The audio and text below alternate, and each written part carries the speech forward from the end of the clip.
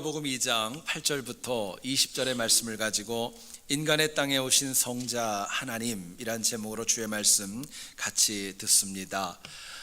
올해 2017년도 여러분들은 주변에 있는 사람들에게 얼마나 많은 성탄절 카드를 보내셨습니까? 샌프란시스코에 거주하는 워너 에어헤드라는 분은 성탄 카드를 가장 많이 보낸 사람으로 기네스북에 등재되어져 있다고 합니다.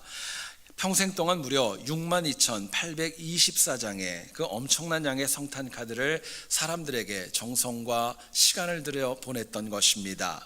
그런데 이 워너 에어헤드 씨보다 더 많은 성탄 카드를 세계 곳곳에, 그것도 무려 2000년 동안이나 보내신 귀한 분이 있습니다. 바로 성탄의 주인공이시고 성탄의 참된 의미가 되시는 예수 그리스도입니다.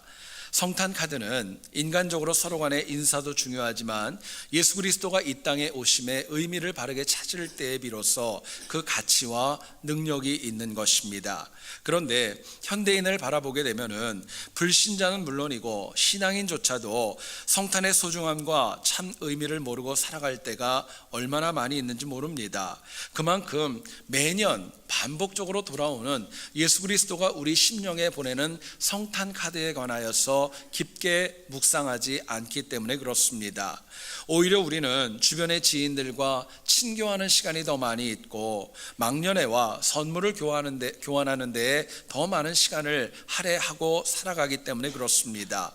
여러분, 그런데 남은 우리의 인생이 정말 가치 있고 능력 있고 또 하나님 주시는 은혜를 누리기를 원한다면 다른 무엇보다도 매년 돌아오는 성탄이 과연 내 인생에 어떤 의미를 주고 내 삶에 무슨 가치를 주는가를 바르게 깨닫는 지혜가 필요합니다. 오늘 본문을 보게 되면요, 주님의 사자가 성자 하나님께서 태어나신 직후에 베들레헴에 사는 목동들에게 귀한 말씀을 주십니다. 무서워하지 말라, 온 백성이 기뻐할 소식이다. 다윗의 동네에 너희를 위하여 구주가 나셨다 이야기를 합니다. 당시 목동들은 뜻밖의 말씀을 듣고 많이 놀라고 두려웠지만 말씀대로 아기 예수님을 찾아가서 경배하며 첫 번째 성탄의 주인공과 함께하는 은혜를 누리게 됩니다. 저희들이 구약 성경을 보면 성자 하나님께서 이 땅에 오시는 내용은 참 많이 예언되어져 있습니다. 주석학자들이 얘기를 할 때 무려 330여 가지나 되는 많은 말씀들이 예수님에 관한 예언이라고 이야기하고 있고, 주님이 이 땅에 오심으로 인하여서 그 모든 내용들이 다 온전하게 성취되어졌다고 이야기합니다. 여러분, 이것을 보면 성자 하나님의 탄생은 우연히 갑작스럽게 이루어진 사건이 아닙니다. 하나님의 입장에서도 많은 준비와 계획이 있었고 하나님의 방법과 하나님의 시간과 하나님의 사람들을 통하여서 이 땅 가운데 약속이 이루어진 사건입니다. 그러나 오늘날 우리 주변의 삶을 보면 성탄의 주인공은 사라져버리고 조연들이 더 많이 이 땅을 차지하고 있는 것을 바라봅니다. 이유가 있다면 믿지 않는 사람들은 차치하더라도 하나님을 믿는 우리들마저도 성탄의 의미와 가치를 제대로 알지 못하고 사모하지 않고 살아가기 때문에 그렇습니다. 여러분, 신앙이 회복되는 것, 영적인 회복이 있는 것, 개혁이 이루어지는 그 기초에는 다른 무엇보다도 성자 하나님의 오심이 왜 이루어졌는가에 대한 가치와 그 의미를 찾는 데에서 시작되어지는 것입니다. 오늘 본문을 통해 역사상 가장 중요한 사건이고 최고의 사건이었던 주님이 이 땅에 오신 그 가치와 의미가 과연 무엇인가, 본문이 주는 메시지 같이 한번 나누어 보기를 원합니다. 첫 번째로 생각할 것은요, 성자 하나님께서 이 땅에 오신 그 의미와 가치는 바로 나를 위해 오셨다는 것입니다. 나를 위해 주님이 이 땅에 오셨다는 것, 이게 가장 중요한 거예요. 본문 10절과 11절의 내용을 여러분 보시지요. 보라, 내가 온 백성에게 미칠 큰 기쁨의 소식을 너희에게 전하노라. 오늘 다윗의 동네에 너희를 위하여 구주가 나셨으니 곧 그리스도 주시다 말씀합니다. 오늘 본문 가운데 주님의 사자는 이 베들레헴 목동들에게 이야기합니다. 성자 하나님의 오심은 일부가 아니라 온 백성들을 위한 것이다 이야기하시고, 그리고 그들을 향해 또 말씀하십니다. 너희를 위하여 오셨다고 분명하게 말씀합니다. 여러분, 목동들이 과연 당시에 어떻게 살았을까요? 그들은 늦은 밤에도 잠도 제대로 못 자고 일해야 되는 사회적으로 소외되고 어려운 계층에 속한 사람들이었습니다. 그런데 성경은 성자 하나님께서 이 땅에 어렵고 소외된 영혼들 뿐만이 아니라 정말 온 백성을 위해서 이 땅에 오셨다는 복음을 증거하셨던 거예요. 여러분, 성탄은 다른 것 아닙니다. 마치 목동처럼 부족하고 연약한 나를 포함한 우리 모두를 위해 하나님이 이 땅에 오신 절기를 지키는 것입니다. 여러분, 성자 하나님은 죄로 죽을 수밖에 없는 나를 위해 오셨다고 분명히 말씀합니다. 그런데 우리는 주님께서 죄인을 위하여 이 땅에 오셨다는 거 모르지 않습니다. 머리로는 고백합니다. 그러나 내가 그 죄인 가운데 속해 있지 않고 내가 바로 그 죄인이라는 사실을 우리가 인지하지 못하고 살아가는 것, 그것이 가장 심각한 문제입니다. 여러분, 성자 하나님께서 이 땅에 오신 성탄의 이야기가 내 이야기가 아니라 남의 이야기가 되어졌기 때문에 성탄의 의미와 가치가 퇴락하고 마는 것입니다. 그렇기 때문에 먼저는 다른 누구 바라볼 거 없습니다. 중직자도 중요한 거 아니고 내 가족도 중요하지만 바로 나부터, 내 자신부터 정말 성자 하나님이 나를 위해 이 땅에 오셨음을 바르게 깨달을 때에 성탄이 성탄되어질 수 있는 것입니다. 자, 그렇다면 성자 하나님께서 나를 위해 이 땅에 오셨기에 우리가 과연 어떻게 살아가야 될까?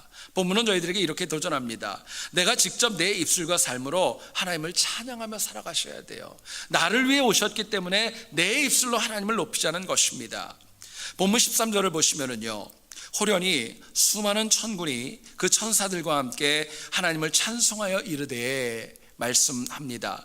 천군 천사는 성자 하나님께서 왜 이 땅에 오셨는지를 바르게 아셨기 때문에 하나님을 향하여 찬양하고 성자 하나님을 경배했습니다. 하지만 베들레헴의 목동의 경우에는 갑작스러운 이야기를 듣고 두려움과 놀라움이 더 많이 있었습니다. 그래서 처음에는 굉장히 주저했어요. 그러나 주님의 말씀에 이끌려서 그 성자 하나님을 본 다음에 본문 20절을 한번 보세요. 그 다음에 이 목동들의 태도가 이렇게 달라집니다. 듣고 본 그 모든 것으로 인하여 하나님께 영광을 돌리고 찬송하였다 이야기합니다. 여러분, 목동들은요, 처음에는 놀랐어요. 두려웠습니다. 그런데 성자 하나님께서 다른 누구도 아니라 나를 위해 오셨다는 것에 대한 확신이 들었을 때 그 앞에 경배와 찬양을 드렸던 것입니다. 여러분, 성탄절은요, 성자 하나님께서 죄인으로 죽을 수밖에 없는 나를 살리시려고 자신을 주신 가장 소중한 절기입니다. 주님은 올해도 우리의 가슴을 향해서 분명하게 말씀하십니다. 내가 너를 위해 이 땅에 왔어. 내가 너를 살리기 위해서 올해도 너에게 네 마음을 두드린다. 우리에게 도전하십니다. 문제는 우리가 매년 성탄절을 맞이하지만 여전히 하나님의 음성을 듣지 못하고 하나님을 찬양하는 것이 아니라 나만을 위해 살아가려고 할 때가 적지 않다는 데에 있습니다. 여러분, 이처럼 나만을 위해서 찬양으로부터 멀어지는, 경배로부터 멀어지는 삶 때문에 결국은 성탄은 철저하게 인간적인 날로 전락하고 말게 되었던 것입니다. 여러분, 한번 생각해 보세요. 나를 위해 오신 성자 하나님을 깊이 체험하면은 인간은 누구를 막론하고 하나님을 찬양하고 경배할 수밖에 없습니다. 여기서 하나님을 찬양한다는 것은 입술의 고백만을 얘기하는 거 아닙니다. 우리의 전인격과 우리의 삶과 우리의 모든 것을 가지고 하나님을 위하여 살아가는 것, 하나님을 높이며 살아가는 것, 삶 자체를 의미하는 것입니다. 매년 성탄을 맞이하지만 내가 할 수 있는 것, 해야 될 것, 하나님 기뻐하는 것, 삶으로 드리는 것, 그것이 진정한 하나님을 향한 찬양이고 경배라고 저희들에게 말씀합니다. 스데반을 죽일 정도로 살기등등하게 기독교인을 박해했던 청년 사울이 있었죠. 다메섹 도상에서 인격적으로 예수 그리스도를 만나고 고꾸라지게 됩니다. 그런데 이로 인하여 성자 하나님께서 당하신 십자가의 고난, 이 땅에 오심, 모든 것들이 다 나를 위함이라는 것 바울은 절감하고 깊이 깨닫게 됩니다. 그리고 이 사랑 때문에 바울의 헌신이 이루어지죠. 여러분, 신약을 읽어보시면 사도 바울의 서신서는 13권이나 됩니다. 그런데 바울의 사역을 보면 편안하게 앉아서 서신서나 쓰면서 이루어진 것이 아니라 생명을 걸고 험한 길을 어떤 교통수단도 없이 직접 도보로 수천 킬로를 다니면서 하나님의 말씀을 전인격적으로 증거했던 거예요. 하나님을 위해 살았던 것입니다. 박해와 고난이 너무나도 작지 않았지만 여기에 굴하지 않았고, 고린도전서 9장 16절에서 이런 고백도 하나님 앞에 드립니다. 내가 복음을 전할지라도 자랑할 것이 없음은 내가 부득불할 일임이라. 만일 복음을 전하지 아니하면 내게 화가 있을 것이로다. 바울의 헌신과 하나님을 위한 삶을 저희들이 보게 됩니다. 여러분, 우리는 입술로는 성자 하나님께서 이 땅에 나를 위해 오셨다는 거 압니다. 인류 구원을 위해 오셨다는 것도 압니다. 예수라는 이름과 임마누엘이라는 이름의 뜻도 모르지 않습니다. 중요한 것은 막상 우리의 현실에서는 주님을 찬양하고 주님을 위해 살아가는 삶에는 주저함에 있습니다. 실제로 성자 하나님께서는 이 땅에 오셔서 나를 살리기 위해서 할 수 있는 모든 것, 줄 수 있는 모든 것 다 그분은 내려놓으셨습니다. 그러나 우리는 은혜가 없어서 은혜를 못 받는 거 아닙니다. 내가 해야 될 일, 찬양하는 삶이 아니기 때문에 하나님 주시는 받을 은혜를 놓치고 살아가는 거예요. 여러분, 말씀을 묵상하며 생각해 봤습니다. 오늘날 교회가 개혁이 되어지고 하나님의 나라가 확장되기 위해서 꼭 필요한 것이 있습니다. 성숙한 신앙인의 특징은 내가 하고 싶은 것만 하는 거 아닙니다. 내가 하고 싶지 않아도 하나님이 기뻐하시고 하나님이 원하시면 거기에 순종하며 살아가는 결단이 우리에게 필요한 것입니다.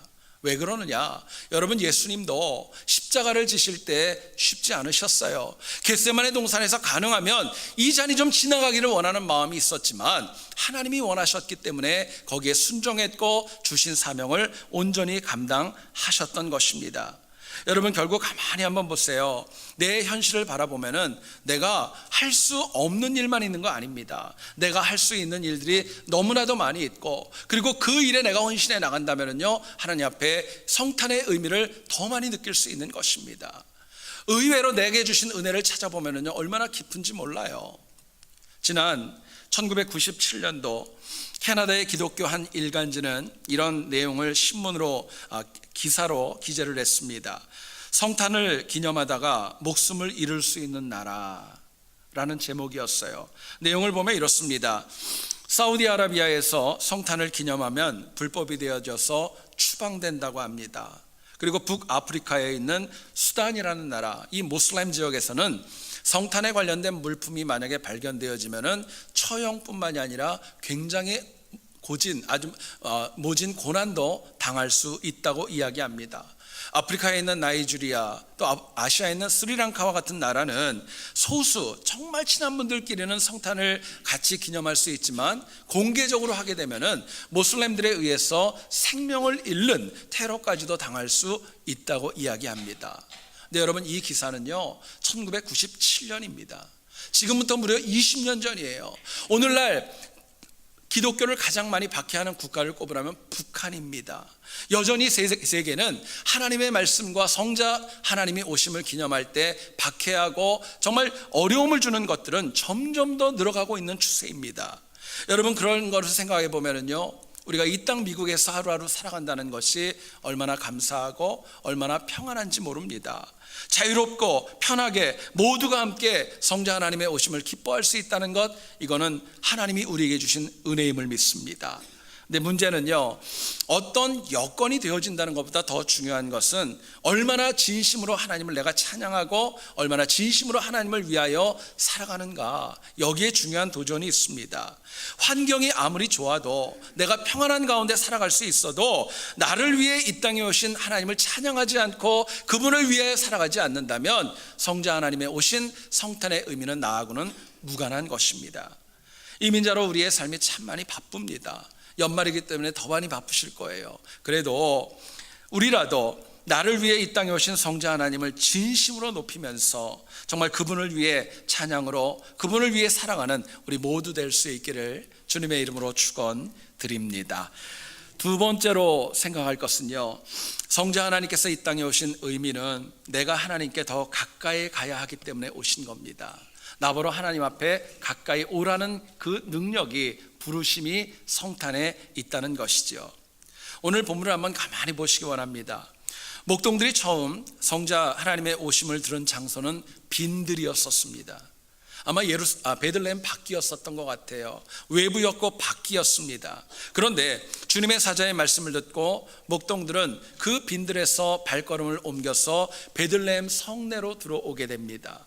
그것으로 그치지 않았고 본문 16절을 보세요. 아기 예수님이 누우신 구유까지 점점 더 가까이 다가왔고 예수님께로 다가왔던 거예요. 결국은 마리아와 요셉을 만나서 자신들이 보고 들었던 것을 간증하였고 태어난 성자 하나님을 바라보고 기쁨과 즐거움으로 다시금 삶의 터전으로 돌아갔습니다. 결국 성자 하나님의 오심이 베들레헴에서 목동으로 살아갔던 영혼들의 인생을 하나님에게로 좀 더 가까이 불러들이는 역사와 은혜의 징검다리가 되었던 것입니다.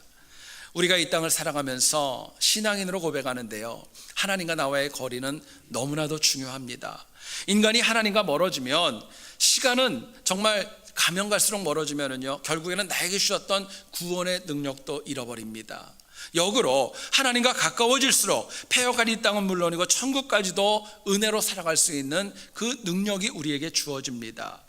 여러분, 성탄은 딴 것 아닙니다. 하나님과 인간이 죄로 끊어진 관계를 성자 하나님이 이 땅에 오셔서 다시 연결시켜준 귀한 절기입니다. 값없는 은혜를 주신 절기예요. 성탄을 통해 인간이 죄와 사망에서 벗어나서 이제는 하나님과 좀 더 가까이 있고 함께 할 수 있고 동행할 수 있는 그 은혜를 주님이 오심으로 허락해 주셨기 때문입니다. 여러분, 그런데 오늘의 우리의 삶을 보면 하나님과 우리의 관계는 어떤지 모르겠어요. 여러분, 이 시간에 한번 내 자신에게 물어보세요. 어제보다 어떻습니까? 한 주 전보다는 어떠신지요? 한 달 전과 1년 전의 내 신앙과 지금의 나를 봤을 때 하나님과 나와의 거리는 어떻게 되어져 있습니까? 안타깝지만 정말 우리의 모습을 보면 하나님과 우리의 거리가 가까워진 경우보다도 멀어진 경우가 더 많지 않을까 생각해 봅니다.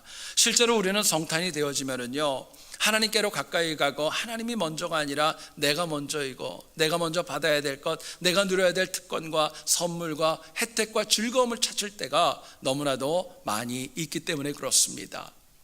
지난주에 어떤 기사를 보다가 성탄에 관한 재미있는 이야기가 있어서 소개하기를 원합니다. 어떤 한 아이가 있었습니다. 이 아이는 굉장히 심술궂고 욕심도 많고 말도 굉장히 안 듣는 아이였습니다. 근데 주변의 아이들이, 친구들이 자꾸 성탄 선물을 가지고 와서 자랑을 하니까 자기도 너무너무 받고 싶었던 거예요. 근데 아무리 생각을 해봐도 착한 일을 한 게 하나도 없었던 겁니다. 그래가지고 가만히 앉아서 하나님 앞에 편지를 썼습니다. 뭐라고 썼냐면요, 하나님, 사실은 알고 보면 저도 착한 아이입니다. 그리고 썼어요. 근데 가만히 보니까 양심에 찔려가지고 도저히 가만히 있질 못했어요. 그래서 다시 지웠습니다. 이번에 다시 앉았습니다. 그리고 이렇게 썼어요. 이번에 저에게 선물을 주시면 제가 내년에는 착하게 살게요. 근데 생각해 보니까 이것도 자신이 없었던 겁니다. 결국 이 아이가 나름대로 궁여지책으로 어떤 일을 했느냐, 성당에 가서 이렇게 성모 마리아 상을 일부러 가져와서 집에 품고서 다시 하나님에게, 예수님에게 편지를 썼습니다. 예수님, 제가 당신의 어머님을 모시고 있습니다. 선물을 주시면 풀어드리겠습니다. 여러분, 참 기가 막힌 이야기죠. 안타깝지만 우리는 매년 성탄을 맞이하면 하나님을 위하여 드릴 것보다 내가 받아야 될 것을 먼저 생각합니다. 성탄이 되면 내가 하나님께 다가가기보다는 그분이 먼저 나에게 다가와 주기를 바라는 마음이 너무나도 많이 있습니다. 자, 그러나 그렇다면 성탄의 성자 하나님께로 더 가까이 다가가기 위해서 뭐가 필요할까? 본문은 저희들에게 이렇게 적용을 줍니다. 내 심령에 새겨진 하나님의 깊은 은혜, 하나님을 만난 첫사랑을 회복하는 것입니다. 그 처음의 사랑을 가지고 살아가면 하나님으로부터 멀어지지 않고 가까이 다가갈 수 있다고 말씀합니다. 본문을 보면 목동들은 처음에 주의 사자가 전한 말씀을 듣고 두려웠습니다. 많이 놀랐습니다. 그리고 성자 하나님을 직접 본 다음에는 그 기쁨과 즐거움을 가지고 다시금 삶의 터전으로 돌아갔습니다. 목동들의 경우에는 처음으로 놀라운 경험을 했던 것이고 하나님의 살아계심을 보았던 첫사랑의 순간이었던 겁니다. 추측해 보면 아마 그들 가운데 일부는 그 첫사랑을 가지고 평생 하나님을 경배하며 살아갔을 것이고, 어떤 영혼은 그것을 잊어버려서 세상으로 간 영혼도 있었을지 모르겠습니다. 그리고 오늘 본문 가운데 19절을 한번 보세요. 마리아는 이 모든 말을 마음에 새기며 생각했다 이야기합니다. 마리아의 경우에도 성령 하나님의 은혜를 그 잉태전에 만났죠. 그리고 다시 한번 첫사랑을 확인하게 됩니다. 근데 문제는요, 그것을 지키지를 못했어요. 어떻게 아느냐? 여러분 공간 복음서를 한번 보세요. 마리아와 주님의 형제가 예수님을 데리고 오려고 왔을 때 주님을 미친 사람 취급을 했어요. 왜냐하면 처음에 주셨던 사랑과 은혜를 다 잃어버렸기 때문이었습니다. 여러분, 이를 통한 하나님의 메시지가 있습니다. 성자 하나님이 이 땅에 오신 그 의미를 깨달으려면요, 우리가 목동과 같은 첫사랑의 감격으로 살아가야 된다고 말씀합니다. 잊어버리지 말라는 거예요. 실제로 우리가 예배드리고 찬양하고 봉사하고 헌신하는 이유가 있다면 하나님과 나와의 영적인 거리를 좀 더 가깝게 하기를 원하지만은 이것이 쉽게 좁혀지지 않는 것이 사실입니다. 이유가 있다면요, 너무 바빠요. 너무 분주합니다. 그리고 하나님께서 나에게 주셨던 처음의 사랑을 내가 제대로 새기며 묵상하며 간직하며 살아가지 못하기 때문에 그렇습니다. 하나님께서는 막달라 마리아라는 여인에게 그리스도의 부활의 첫 증인이 되는 특권을 허락해 주셨습니다. 성경을 읽을 때마다 참 깊게 생각을 해봅니다. 왜 하나님께서 예수님의 그 부활의 첫 증인을 막달라 마리아에게 주셨을까? 그 주변에 주님을 따르는 영혼들이 얼마나 많이 있었고 12명의 사도들도 있지 않았습니까? 그런데 저 나름대로 해석한 것은 이것입니다. 당시 사도들은 주님의 부활이 이루어졌을 때 주님을 만났던 처음의 열정과 그 뜨거움이 다 사그라진 상황이었습니다. 모두가 다 도망갔습니다. 주님을 부인하고 두려워서 숨어버렸어요. 그러나 그런 가운데에서도 유독 막달라 마리아는 과거에 7귀신이 들렸던 그 은혜, 정말 그것을 다 회복된 은혜를 가지고 첫사랑을 가지고 주님을 순종하고 있었던 것입니다. 그렇기 때문에 자신의 물질로 봉사하고 주께서 어디로 가시든지 간에 자신의 안위보다도 주님이 먼저였기에 그 여인에게 부활의 첫 증인이 되는 특권을 허락해 주셨던 것입니다. 여러분, 우리가 이 땅 가운데 하나님 앞에 쓰임받지 못하는 것은 내가 무능력하기 때문에 그런 거 아닙니다. 배우지 못했기 때문도 아닙니다. 물질이 없어서 그것도 아닙니다. 가장 중요한 것은 내가 막달라 마리아와는 다르게, 본문에 등장하는 목동들과는 다르게 하나님이 나에게 주셨던 처음의 사랑, 그 뜨거웠던 그 감격을 잃어버렸기 때문에 내가 쓰임받지 못하는 거예요. 여러분, 우리는 설교를 통해서 하나님과의 처음의 만남, 첫사랑에 대한 이야기를 참 많이 듣습니다. 그게 뭡니까? 첫사랑이 여러분 뭐예요? 다른 것 아닙니다.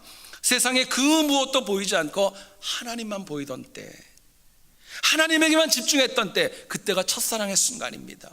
다른 것 안 보였어요. 주님만 생각하면 마음에 기쁨이 있고 마음에 뜨거움이 있고 감격이 있고 벅참이 있고 또 그분을 생각하면 눈물과 감사함으로 하나님 앞에 엎드렸던 바로 그 시기를 첫사랑으로 얘기를 합니다. 여러분, 오늘 본문을 보세요. 목동들과 이 마리아의 경우는 오직 성자 하나님에게만 집중했습니다. 딴 거 보지 않았어요. 문제는 한때, 그리고 어쩌면 과거에, 어쩌면 지금에, 어쩌면 다가오는 미래에 우리 가운데도 이 첫사랑을 경험할 분이 있을지 모르겠어요. 근데 중요한 것은 만약에 내가 옛날에 경험했는데 지금 다 잊어버렸다면, 옛날 이야기가 되어졌다면요, 하나님과의 나와의 거리는 멀어질 수밖에 없는 것입니다. 어떤 목회자가 현대신앙인에게는 3가지의 이적이 있다고 비꼬았습니다. 그 3가지는 이것입니다. 첫째는 예수 그리스도를 믿는다고 하면서 성경을 전혀 읽지 않는다. 두 번째, 예수님을 사랑한다고 하면서 전도할 생각은 전혀 없다. 세 번째, 그럼에도 불구하고 예수님을 사랑한다고 자신 있게 이야기를 한다. 여러분, 이게 오늘 현대 신앙인이 가지고 있는 이적이랍니다. 비꼬는 거예요. 오늘을 살아가는 신앙인의 영적 자아상을 얼마나 날카롭게 지적하고 있는지 모릅니다.